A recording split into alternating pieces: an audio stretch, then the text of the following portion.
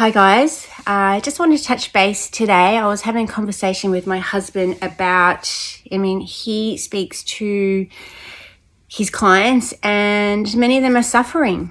They're suffering big time and they're afraid. They're really afraid.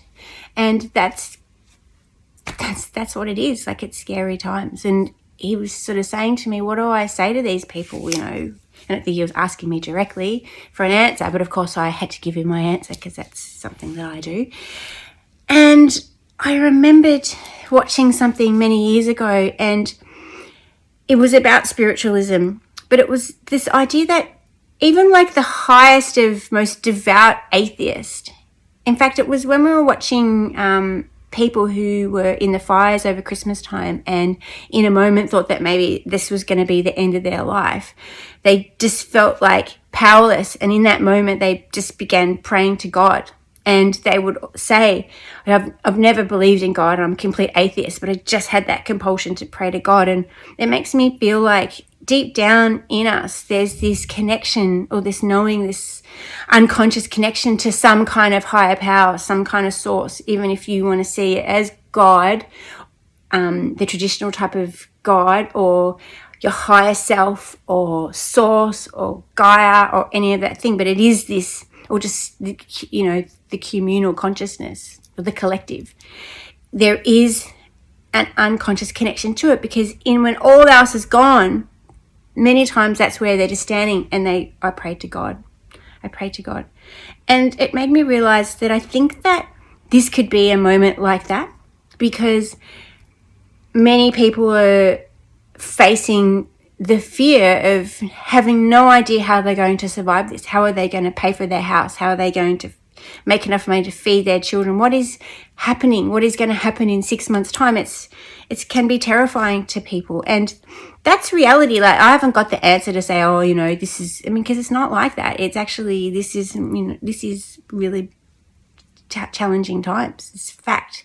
It's not a movie.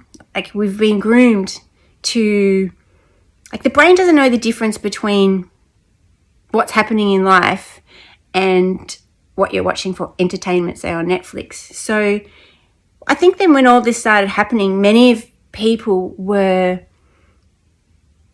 feeling like on an unconscious level that they've seen this play out heaps of times before, because they kind of have, because they've watched it in lots of different movies, like Armageddon type movies, or drama,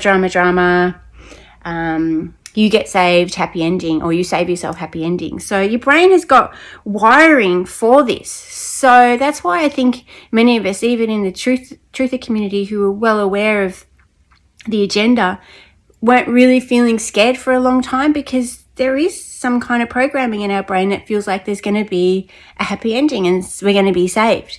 Now, I'm not saying that we're not, that that's not true, but I'm just saying that at the moment,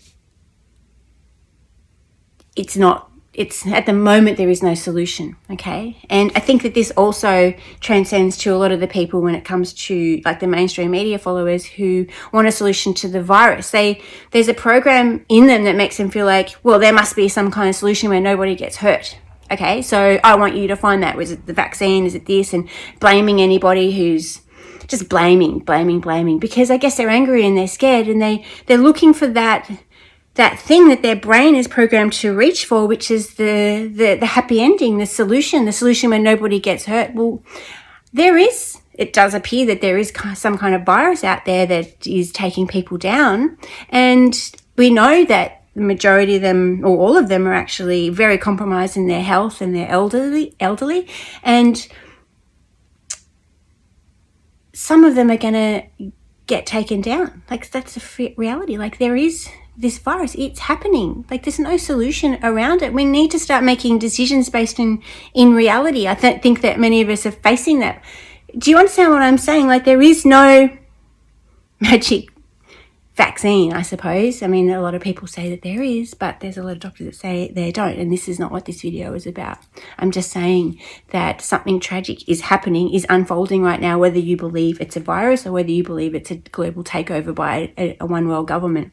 It is happening, and we need to be in reality of that, and we need to integrate that into us. Not to say that we need to be in fear, of course, because fear is the worst thing, and we all know about the dark and the light energy. So we're going to stay in the light energy.